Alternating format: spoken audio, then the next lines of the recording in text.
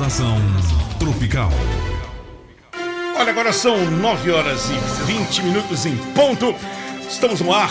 Lembrando que a partir de agora, também pelas nossas plataformas digitais, nosso canal do YouTube, nosso canal do Instagram e, é claro, também pelo nosso portal tropicalminas.com.br e o nosso aplicativo Rádio Tropical Minas, que você baixa de graça no seu celular e carrega Tropical para qualquer lugar que você vá, no puro som digital e também com imagem HD para você de tudo que acontece aqui no nosso estúdio e na nossa programação. Mayra! Pois é, agora nós estamos recebendo o Dr. Mauro Marzen. Ele é médico pediatra e tem atuação na saúde mental de crianças e adolescentes. Hoje é dia de abordarmos, sobre a saúde mental de crianças e adolescentes. Bom dia, Dr. Mauro, seja bem-vindo. Bom dia, Mayra, bom dia, Kekel. Bom dia. Prazer estar aqui com vocês, ouvintes da Tropical, a rádio que a gente tem no coração da gente. É um assunto polêmico, acho que poderíamos ficar um tempo enorme conversando sobre isso. Saúde mental é uma questão de saúde pública. Uhum. E eu acho interessante a gente debater sobre isso, é você chamar exatamente a todos os ouvintes, até as pessoas que estão nos ouvindo, para uma reflexão. Essa frase eu falo muito quando eu vou fazer algum trabalho. É um repensar do que é educar as nossas crianças, os nossos adolescentes nos dias de hoje, nesse mundo que a gente vive. Então, assim, eu agradeço ao convite. Eu acho que é uma forma de você abordar um tema tão importante, trazendo para todo mundo um pouquinho que a gente vem aprendendo nesses quase 10, 12 anos trabalhando com saúde mental. E é um ponto tão interessante, porque a gente fala às vezes sobre a saúde em si, os cuidados, aquele acompanhamento que você tem que levar a criança para prevenir de doenças, físicas, evitar que a criança tenha algum problema, mas às vezes fecha os olhos para a saúde mental. E tem crianças com depressão, tem crianças com ansiedade. E a saúde emocional, doutor Mauro, ela é muito mais, ela que leva até mesmo a desenvolver outros tipos de doença. Na verdade, a busca do consultório, ela foi mudando à medida que o tempo foi passando. Foi quando eu percebi que a minha pediatria, ela precisava de algo mais, porque as demandas estavam mudando no consultório da gente.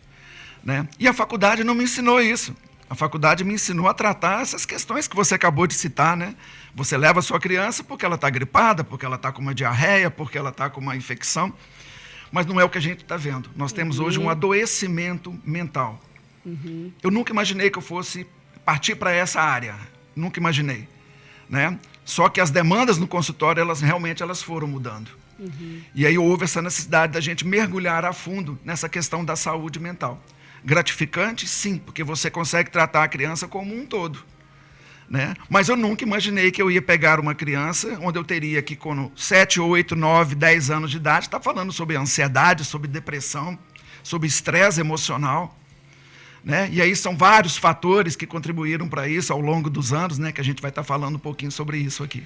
E situações preocupantes, como algumas que aconteceram recentemente, é forte, mas nós temos que tocar nesse ponto.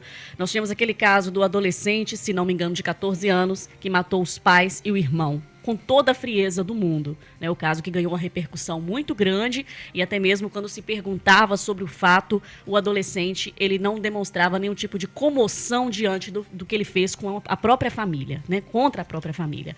Recentemente também, caso de invasão em escolas. Adolescente invadiu a escola, esfaqueou alunos, professores, uma criança, inclusive, não resistiu. Entre outros fatos que vem acontecendo, isso está muito ligado, doutor Mauro, à situação da doença, do adoecimento mental de crianças e adolescentes. Isso. É que eu falo, saúde mental é você preservar. Um ponto interessante, antes de eu falar sobre isso, você imagina, nós temos um ser que é gerado e ele vai até a sua fase de adolescência, que está cada vez se estendendo um pouco mais. Hoje você fala no adolescente com 21 anos de idade, porque ele não amadureceu para aquilo que ele é questionado, para aquilo que ele é colocado e deveria estar exercendo a nível de sociedade. Então você tem um processo de amadurecimento a nível do cérebro, que vai desde o nascimento até essa fase. Esse cérebro ele vai ser colocado em conflito com fatores positivos e fatores negativos. Então, se ele não for muito bem orquestrado, se ele não for muito bem dirigido no seu processo evolutivo, ele vai descambar para essas questões. Os dados são alarmantes. Eu gosto muito de trabalhar com números. não os guardo, mas eu gosto sempre de trazer números. Por exemplo, essa questão de violência nas escolas, nós temos um dado recente de transição de 2022 para 2023, foram 49 mortes registradas em ensino público, quase que 2 mortes por mês. Isso é alarmante. Isso é uma questão que a gente não pode deixar passar em liso. Isso 2022 para 2023. Então, quando eu pego um caso específico, né, igual desse adolescente, ou desses casos que acontecem em escola, eu falo que todo o trabalho de amadurecimento desse cérebro, desse rapaz, ou desses praticantes desses atos, eles tinham que estar sendo acompanhados desde o nascimento. Alguma coisa passou batido aí. Negligência familiar, negligência por parte das pessoas que acompanharam esse rapaz. O que de fato aconteceu? O desfecho trágico é consequência de alguma coisa que foi mal gerenciada, que tem que estar bem estudado, né, bem analisado. E se a gente não tomar alguma providência, por isso que eu falo que isso aí é uma questão de saúde pública. A gente, aproveitando esse ponto, doutor Mauro, pegando o fato, né, do adolescente, né, que acho que o que mais gerou repercussão foi esse que matou os próprios pais, né, o irmão, hoje em dia, né, as crianças e os adolescentes não estão acostumados a ouvir o não. E, diante dessa situação, parece que os pais não queriam que esse adolescente namorasse uma menina à distância, ele queria encontrar com ela, e houve ali uma intervenção deles, e ele, como ele não estava aceitando, né, que os pais não autorizassem, ele foi lá e cometeu o que ele cometeu. E, de certa forma, essa questão da criação, da educação, dos filhos hoje em dia não saberem ouvir um não, pode estar levando a esses tipos de comportamento? A questão toda é que quando os fatos acontecem, a criança ou o adolescente, eles já estão numa fase mais avançada. Eu sempre falo nos meus trabalhos que você tem que começar a nortear a vida do seu filho já ao nascimento. Uhum. Você estabelecer rotinas. O seu cérebro, ele funciona mediante ordens, comandos que você recebe. Isso desde o nascimento. Se você tem lá atrás uma forma de você sustentar a criação do seu filho de uma forma positiva, porque o cérebro, como eu falei, ele vai receber ordens positivas e ordens negativas. Né? Os fatores ambientais hoje são fatores extremamente importantes na criação do seu filho. Uhum. Então você sai de dentro de casa, você expõe seu filho a um fator ambiental que não é interessante, é claro que ele vai crescer de uma forma lesando esse cérebro dele, né? Esse amadurecimento que eu tenho falado aqui. Entendeu? Então, sim, a questão toda é o que você faz lá atrás. Uhum. Você imagina seu filho como tendo um direcionamento na sua vida de forma positiva. Corra atrás disso. Não abandone teu filho. Caminhe junto com ele. Aquela máxima de se criar esse filho para o mundo, não faça isso não. Você pode até criar seu filho para o mundo, mas vai junto com ele. Porque os fatores ambientais hoje, dentro da área da psiquiatria de infância e adolescência, são fatores extremamente importantes de serem trabalhados. Falava-se muito na questão genética. Ela não foi abandonada, ela existe. Se você pegar, por exemplo, dentro de uma família, um pai ou uma mãe que já tem transtorno depressivo ansioso, é claro que esse filho tem muita chance de ter também, né, um componente depressivo ansioso ao longo da sua vida. Então, os fatores genéticos, eles não foram abandonados. Mas os fatores ambientais, eles são muito trabalhados hoje.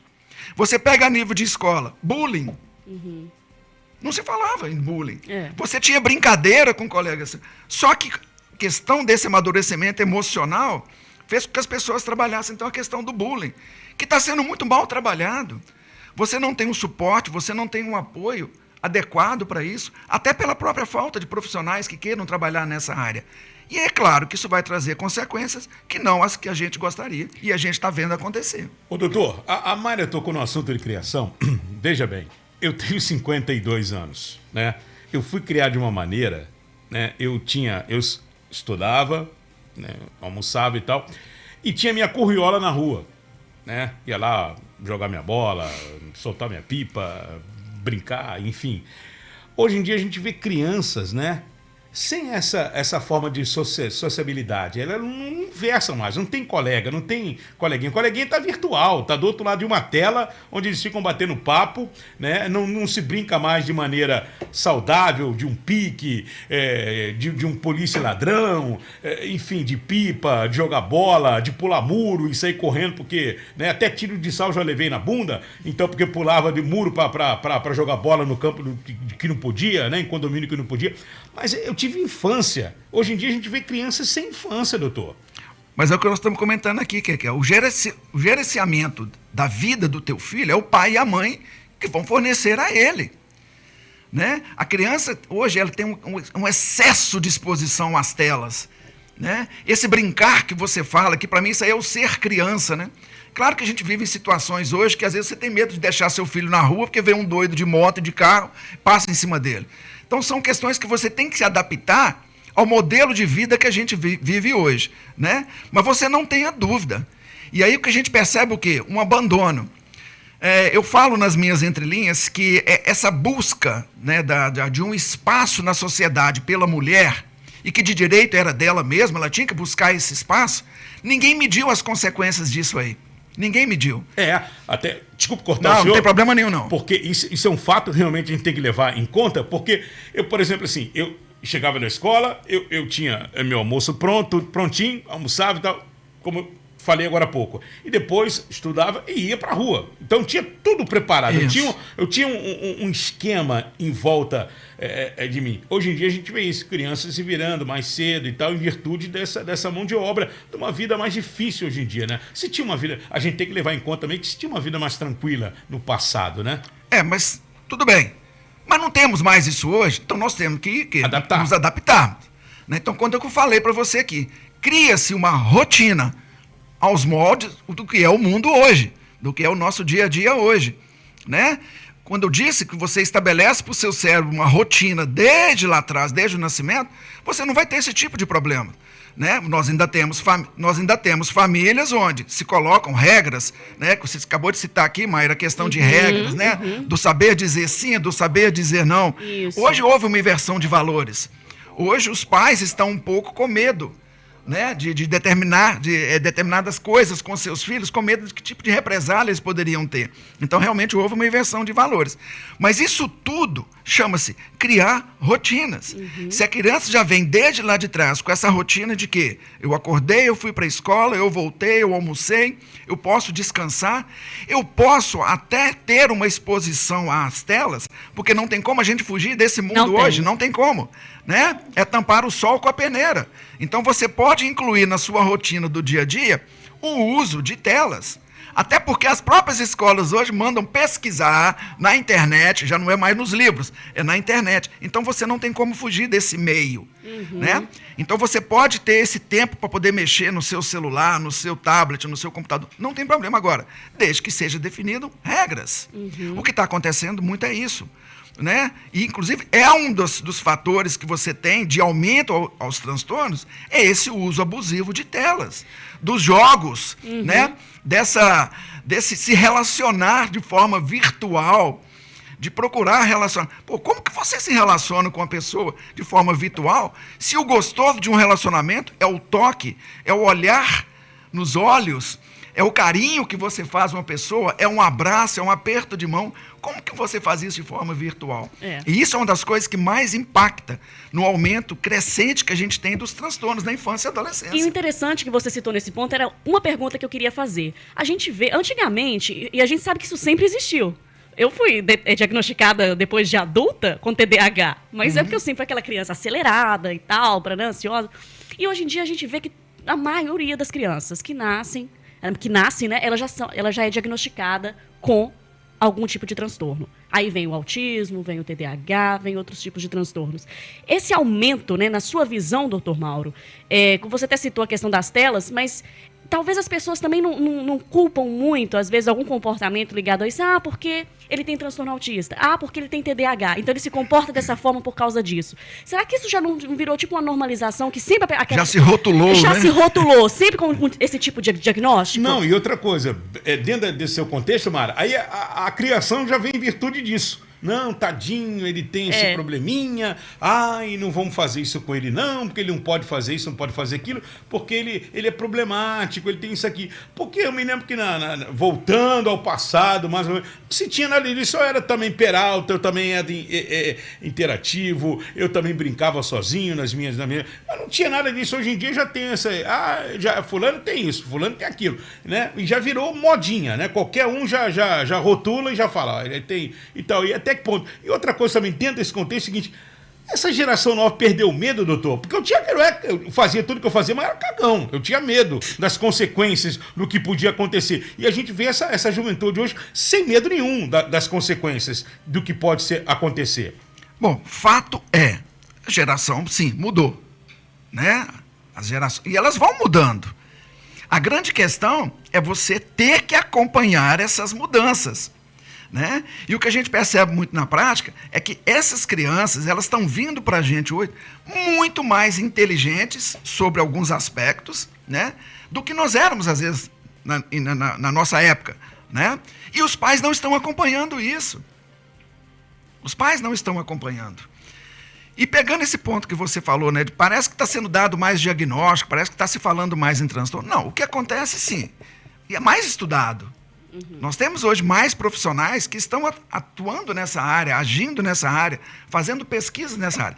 Então, quando você começa a pesquisar demais sobre determinado assunto, é claro que vai haver um aumento, sim, do número de casos. Né? Isso é lógico, isso é claro que isso acontece. Né? Vou pegar um gancho aqui, a vacina da Covid. Nunca tivemos uma vacina que foi feita de forma tão rápida como na época, porque foram vários cientistas estudando sobre isso.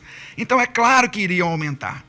Esse aumento do número de casos, ele já era esperado para a gente. A gente só não esperava que seriam tantos. Isso é verdade. Que não seriam tantos casos. Né? Mas, a partir do momento que você tem um estudo maior sobre determinado assunto, é claro que você vai ter um aflorar de novos casos, isso aí é fato. E uma nova concepção de família hoje. Uma nova concepção de família.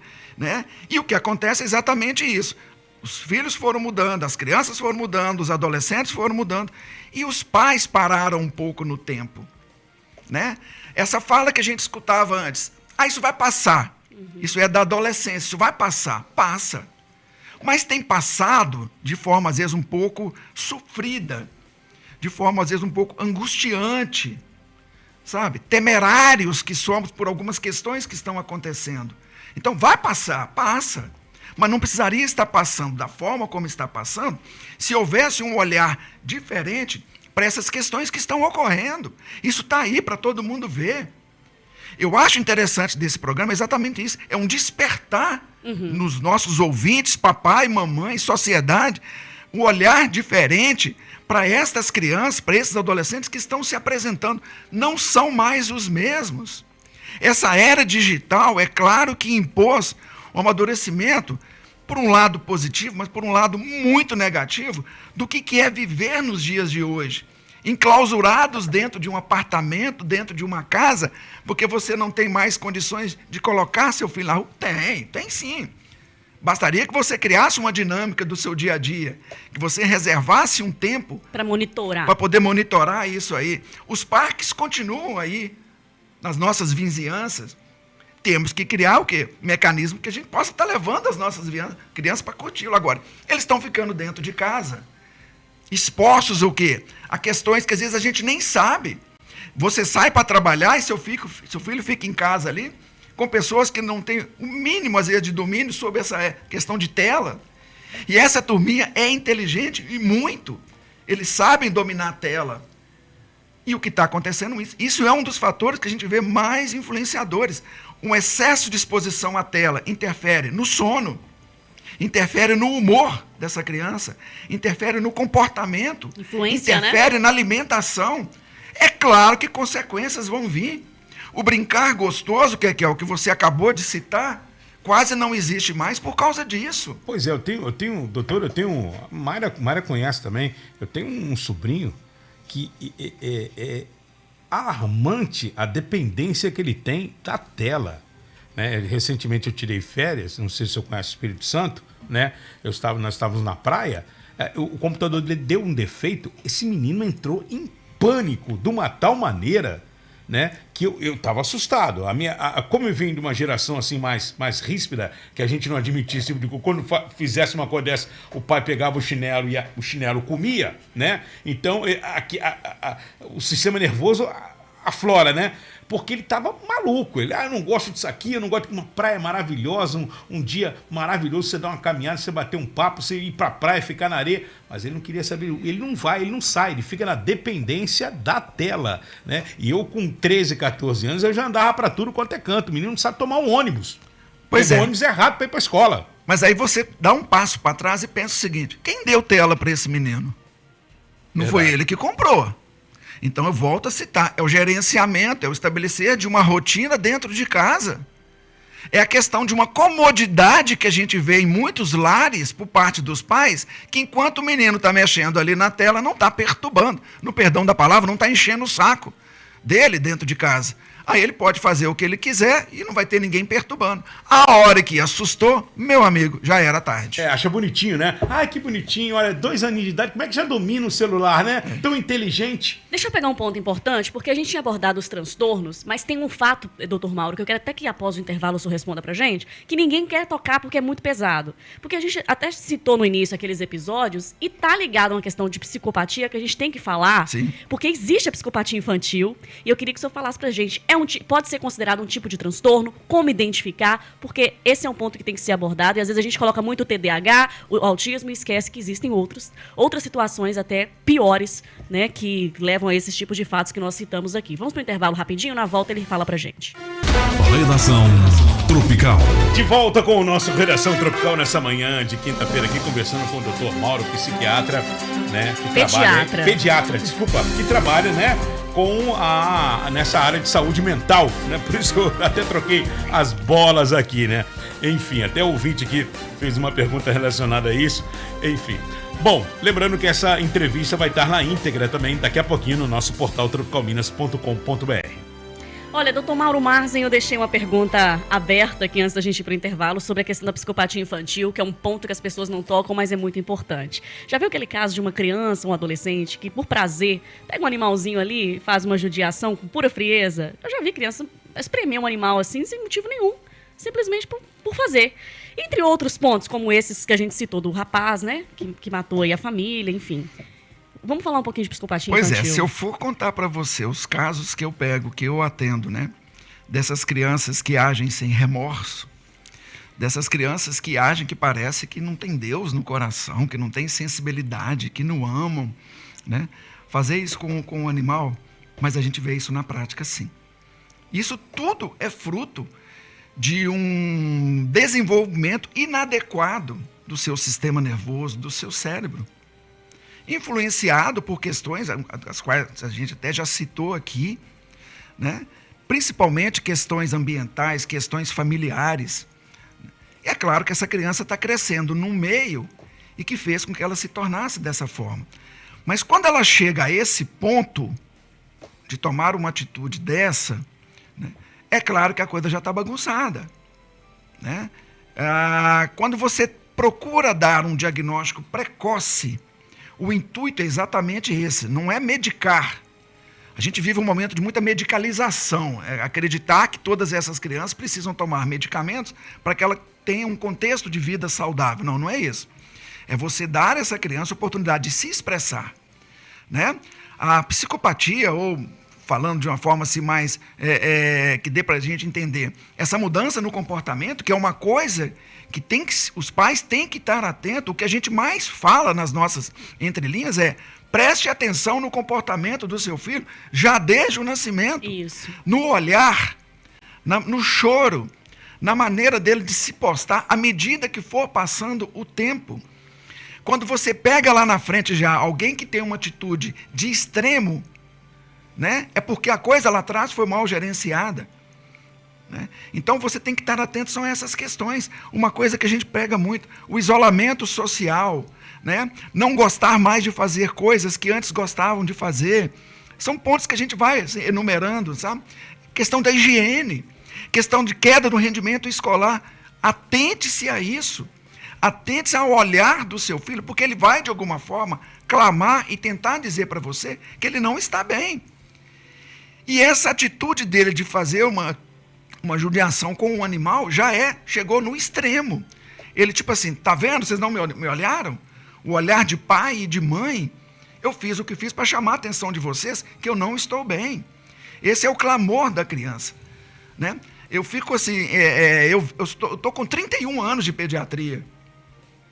Me assusta muito as coisas que eu venho presenciando, por isso que eu fui para esse lado. E a questão toda é a questão de dentro de casa.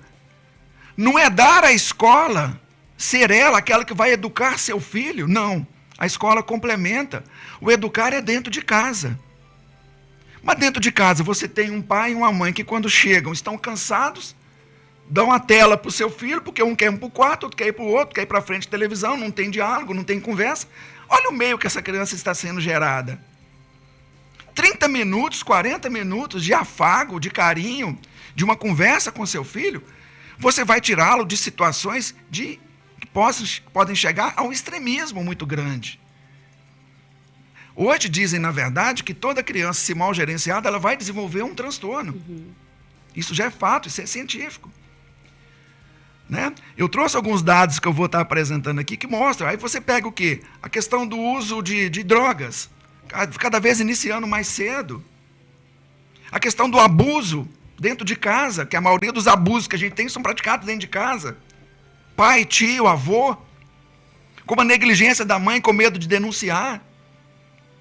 Então você imagina como que a cabeça dessa criança, do nosso tempo, de hoje, não que isso nunca existiu, existiu, mas no nosso tempo hoje, de uma forma muito mais até escancarada, como que a cabeça dessa criança vai ficar para gerenciar as questões emocionais dela? Uhum. Então, a preocupação é essa. É esse olhar que eu clamo para os pais e para, né, que estão ouvindo a gente aqui, mas, né, desse olhar que tem que ter para dentro de casa. Tenha um tempo para o seu filho. Não vai acreditar. Não deixe que ele aprenda isso fora de casa, na rua. Porque na rua ele vai aprender do jeito que tiver que aprender, que nem sempre vai ser, né, o melhor. Exatamente. Então, né, não me assusto quando eu vejo uma criança com uma atitude extremista. Não me assusto, porque infelizmente é esse mundo que a gente está vivendo nele hoje. Extremamente preocupante. Uhum. Entendeu? Tem alguma pergunta à parte, Kekel? Não. Depois, dentro desse contexto aqui, o doutor vai falar os dados, eu também queria fazer uma referência, né? Até um documentário que recentemente teve na Netflix, que teve muita repercussão, que foi o do canibal de Milwaukee, né? Porque ele dava esses indícios quando criança, né? De matar animal e tal, e depois ele virou o canibal que ele virou, né? E tudo dentro desse contexto que o senhor fala, realmente, a família era uma família desestruturada, né? Que levou ele a ser o que foi, né? Enfim, fatos reais, é esse caso que tomou conta, que teve uma repercussão muito grande na época nos Estados Unidos. O documentário também teve uma audiência muito grande, né? Então, doutor Mauro, fala pra gente sobre esses dados, depois a gente traz à tona essa questão.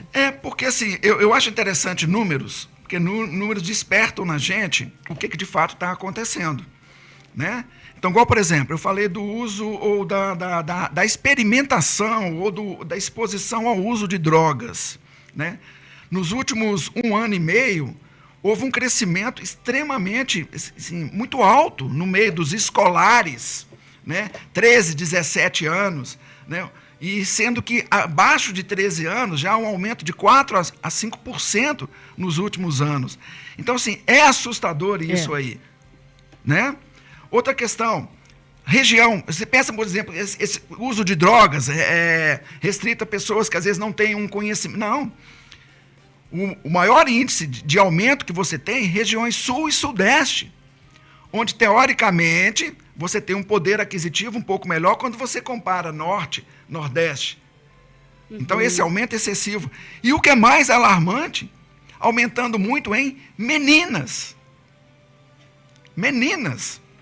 Dados hoje mostram que o aumento do uso de drogas, principalmente álcool, vem aumentando de forma assustadora em meninas. E aí, pegando esse gancho, o maior índice de tentativa de suicídio, sexo feminino. Né? Maior exposição ao uso de abuso, sexo feminino. Alguma coisa está errada. É chamar a atenção mesmo. Entendeu? Você pega, por exemplo, outro caso. crianças vítimas de abuso. Está aumentando demais. Eu trabalho no Massucunha e lá nós somos referências para esses casos. Os atendimentos são feitos lá. É triste. É claro que isso vai repercutir no desenvolvimento dessa criança. Então, o aumento de transtornos está muito relacionado a isso. Suicídio, acabei de citar aqui, olha. Transição 2000-2022. O suicídio apresentou cerca de 5% das mortes entre pessoas de 10 a 29 anos. O suicídio está aumentando quando comparado com doenças, hipertensão. O suicídio só não ultrapassa hoje a questão das mortes trágicas por acidente. Mas você tem mais pessoas morrendo de suicídio hoje do que por outras doenças. E num faixa etária que vai de 10 anos, gente. Pasmem, 10 anos. Crianças cometendo suicídio. Temos que parar, temos que refletir. O gostoso de estar fazendo esse trabalho aqui, Mayra, aqui, Kekel, é exatamente isso. Porque isso é responsabilidade nossa. Não dá para colocar pano quente nisso aí, não. Não mesmo. Isso é uma questão de saúde pública, sabe? Pegando da pandemia para cá, um dado que me assustou muito quando eu fui fazer o levantamento, separação de casais. Aonde que isso vai repercutir se eu já tenho filho dentro de casa? É nos filhos. Aí depois não quer que a criança desenvolva um transtorno depressivo, um transtorno ansioso, que tenha comportamento suicida. Olha para você ver, quase 441 mil casos em 2023 de separação, de divórcios. Seria o que? A média de 36.800 por mês de divórcios. Isso no Brasil. Esses dados que eu estou apresentando, gente, é no Brasil. A separação vai repercutir nas crianças, que está num período em que o cérebro está amadurecendo e amadurece sob efeitos negativos. Alguma coisa vai dar errado lá na frente. Então, eu não posso atribuir só a questão do tempo. Sim, no nosso tempo, né? Eu até às vezes procuro evitar de falar um pouco sobre isso. O nosso tempo passou. O mundo hoje é esse, onde você tem quase 37 mil casos de divórcios por mês, né, no ano de 2023. Alguém vai pagar um preço muito caro por isso, e eu percebo na minha prática que são as crianças. Eu recebo no meu consultório crianças que são levadas pelos avós, crianças que são levadas às vezes pela mãe, porque o pai não mora mais junto. Aí começa aquela questão, passa o final de semana com um, passa o final de semana com o outro, um tem um jeito de pensar, o outro tem outro jeito. Olha como vai ficar a cabeça dessa criança. E a hora que ela amadurecer, a hora que ela for chamada para um nível de responsabilidade maior, ou seja, quando ela adentra a vida propriamente dita, né? Até falando da questão de profissão, como que vai estar a cabeça? Então, dá para a gente poder ter uma ideia das coisas que estão acontecendo por esses dados que a gente vem apresentando. Né? Violência nas escolas, que você citou. Quando eu digo para você 2 relatos de mortes por mês... É muita coisa, É muita coisa, gente. Isso eu estou falando de mortes, não estou falando das agressões. Fora quem sai os feridos, né? Eu, quando falo, por exemplo, aqui de depressão, quando eu falo de questão de abuso, infelizmente, aqui no Brasil, existe uma subnotificação. É a mãe que não quer falar que a filha está sendo abusada pelo pai, seja lá que for, com medo de retaliação, porque o provedor continua colocando dinheiro em casa para a mãe poder fazer isso ou aquilo. Pois é, doutor. Dentro desse contexto, essa é a minha pergunta também. Dentro a criança já dá indícios dessas coisas, né? Até que ponto os pais, quando eles omitem, eu não sei se eles omitem, porque também deve ser doído para um pai, né? Ver que o filho tem uma atitude daquela, que já nota que ele, não é estranho, ele mata um bichinho, ele trata mal, ele tem atitude... Porque deve ser difícil para um pai falar assim, meu filho tem problema, eu tenho que procurar um psiquiatra. É complicado também ele vencer essa inércia de tomar essa providência, porque o quanto mais cedo tomar, talvez, né, se tem aí a chance de uma cura, né, doutor? Mas o interessante de você trazer esse tipo de conversa, que exatamente é isso, é tirar esse medo. Existem profissionais que estão trabalhando para evitar consequências mais trágicas. Então é perder isso aí. Quando eu falei da subnotificação, né, para cada caso que você tem, né, de dados, né, para depressão, para ansiedade, né, para vítima de abuso, você tem de 5 a 7 que vão falar assim, estão sendo escondidos, estão sendo omitidos, não estão sendo relatados. Né? Um dos fatores é isso aí que você acabou de citar, é esse medo de expor o teu filho. Vou levar meu filho no psiquiatra. Psiquiatra não é mais aquele médico que cuida de doido, psiquiatra é aquele que quer evitar que você chegue a esse grau, que você lá atrás seja lá na frente seja um esquizofrênico, seja um depressivo que não se cura. Então o que a gente quer é exatamente isso, é trazer de forma precoce, identificar se seu filho tem ou não alguma coisa, se está faltando para ele, é um apoio, é uma base mais bem sustentada, é um estímulo que não foi dado para ele, porque ele está muito isolado dentro de casa, sem ter com quem conversar. Né? As escolas que às vezes não dão conta de gerenciar todas aquelas crianças que chegam problemáticas para eles, e isso vem aumentando cada vez mais, e é da escola a incumbência de poder fazer isso, e não é ela que faz isso, é dentro de casa. A escola, ela nos alerta, e é uma grande aliada que a gente tem, porque dentro de uma sala de aula a professora percebe uma mudança de comportamento. Então, os encaminhamentos que a gente recebe nas escolas, extremamente valiosos, né? Pode ser que a gente vá trabalhar de uma outra forma, mas é extremamente valioso o encaminhamento que a gente recebe. Então, bacana estar aqui conversando com vocês, exatamente para que se perca esse medo. Um dos intuitos maiores é isso, é a gente não fechar os olhos, porque isso está aí fora e está cada vez aumentando mais. Então não tem por que a gente deixar de perceber que alguma coisa está errada. Vamos procurar ajuda, gente. Não fechar os olhos. Não fechar os olhos. Olha, nós estamos estourado aqui, mas rapidinho, temos um ouvinte aqui que fala assim, se é normal uma criança autista grau 3 ficar sem medicamento? Olha, na verdade, autismo você não trata, não tem medicamento para autismo. Tá vendo, Penha? Você não tem. Você tem, na verdade, medicamentos que são usados para algumas questões que envolvem o autismo. Uma delas é a questão comportamental, né? Um autista, o grau 3, um grau de agressividade, um grau de impulsividade, de uma agitação psicomotora extrema, que chega a ter atitudes de espancar, de bater, de quebrar, né? É até difícil para a gente poder falar, porque às vezes não é paciente que a gente está acompanhando, né? Mas eu não consigo imaginar sem uma medicação para poder conter um pouco. Em todo transtorno, o que a gente busca não é medicar, é trazer um equilíbrio, que pode ser através de uma terapia, né? Mas que às vezes você tem que associar um medicamento. Eu não consigo ver um grau 3 com essa impulsividade, com essa agitação, com esse nervosismo todo, sem ser medicado. Várias outras pessoas, né, que Muita também comentaram ali, né? Aqui, Virgínia, agradecendo a palestra, viu? Dizendo que foi muito saudável. Palestra nada, bate-papo. Bate-papo. Pois é. Enfim, ajudando aqui, ela falou que tem 2 filhos, criei ele como foi criada, não me preocupei nunca, faltou o necessário para eles. Aqui está falando a Virgínia. A criação de antigamente, né? Aquela criação que o doutor citou aqui, né? Enfim, a gente agradece muito. O Arnaldo também, né? Falando que vai ajudar muitas famílias. Exatamente. A gente fica muito feliz de ter feito essa prestação de serviço, que é um assunto que tem que ser colocado o dedo na ferida, né, doutor? Tem, já. Isso aqui é uma força-tarefa. Eu falo muito essa palavra, força-tarefa. Existe alguém clamando por uma ajuda. Uma criança, um adolescente, clamando por ajuda.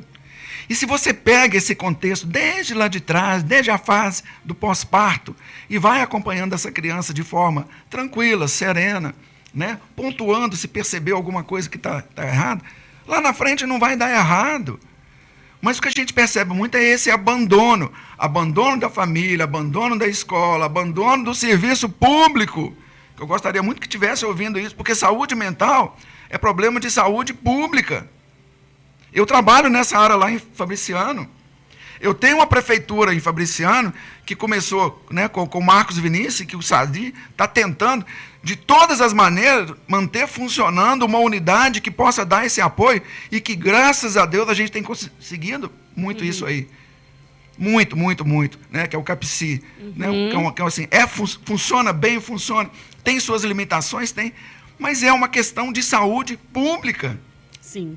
Né? Não dá para fechar os olhos para essa questão. Doutor Mauro, Entendeu? a gente quer muito agradecer esses esclarecimentos, esse assunto Muito. de extrema relevância. Judite Bering está falando que você é o melhor médico, você acompanha o filho dela. Então, assim, obrigada por essa prestação de serviço, né? Como você mesmo disse, é uma questão de saúde pública. Sim. Então, gente, não feche os olhos. Você que tem criança, adolescente, observe os comportamentos, né? Pra gente evitar que as coisas cheguem num patamar, né? Que fique difícil até de corrigir. Eu só queria, se vocês me permitem, À vontade. eu adoro o que faço. Então eu queria deixar meu telefone de contato. Opa, porque se alguém à precisar, vontade. ué, Atenção, não, inclusive eu quero até dar uma base às pessoas que estão ouvindo aqui, que estão fazendo pergunta agora. Esperaram o finalzinho da nossa entrevista para fazer as perguntas. Então, mas eu vou passar o meu e-mail, Isso. porque qualquer coisa elas podem mandar as perguntas não, e que eu outra respondo. coisa, essa entrevista vai Vai ficar foi na íntegra, gravada, né, no vai nosso ficar lá, portal. E no nosso portal vai ter os contatos do doutor Pois também, é. o e-mail também e o contato dele aí para que você possa procurar Pois é, pelo WhatsApp. hoje eu trabalho aqui em Fabriciano, não, né? Porque eu não estou em Fabriciano, eu estou em Timóteo. Mas adoraria trabalhar aqui também, mas não trabalho ainda, quem sabe no futuro próximo. Mas eu trabalho em Fabriciano e trabalho em Patinga. A minha clínica em Fabriciano é o Instituto IAMO, o telefone lá de contato é o 3667-4465. 3667-4465. E em Patinga, eu atendo na clínica, na Esculture, que é o 98516-5855. 98516-5855. Tá? Bacana, doutor Mauro. Obrigada, viu? Ô, Maia, eu que agradeço. Doutor Mauro, Precisar. aquela perguntinha que eu falei durante o intervalo, né? Que eu ia fazer no finalzinho pro senhor. É reversível, doutor? Se bem acompanhado, sim. A gente consegue, Principalmente se você pega no começo. a gente consegue consertar A psiquiatria hoje, ela está voltada para a infância e adolescência exatamente na tentativa de evitar que os agravos aconteçam e continuem acontecendo na fase adulta. Se a gente trabalhar certinho, Desde o começo. a gente sim. consegue abaixar esses números Com aí. certeza, com certeza. Né? Maravilha. Doutor Mauro, mais uma vez, obrigado. O espaço segue aberto, né? Sempre que a gente precisar, vamos acionar o doutor Mauro para trazer essas informações. Já fica o convite para uma próxima vida. A gente demorou tanto para conseguir trazer o doutor Mauro aqui, que é um... Precisando, eu agradeço a Rádio Tropical, agradeço você, Mayra, Kekel, por esse convite. Me coloco à disposição. Era um sonho de consumo nosso, né, Mayra? Há muito tempo o doutor Mauro aqui com a gente, né? E a gente conseguiu, Verdade. graças a Deus, aí no Festival de Inverno do Cocá, a gente pegou ele no laço. O doutor Mauro só tem que vir aqui na rádio conversar com a gente, que é muito importante, né? O seu esclarecimento, o seu conhecimento aí para o nosso público, né? Verdade. Obrigado, eu que agradeço. Gente, na sequência, vem aí o Bom Dia Tropical. Redação volta amanhã às 9 da manhã. Tropical, credibilidade na informação. Tem música e notícias, aqui é muito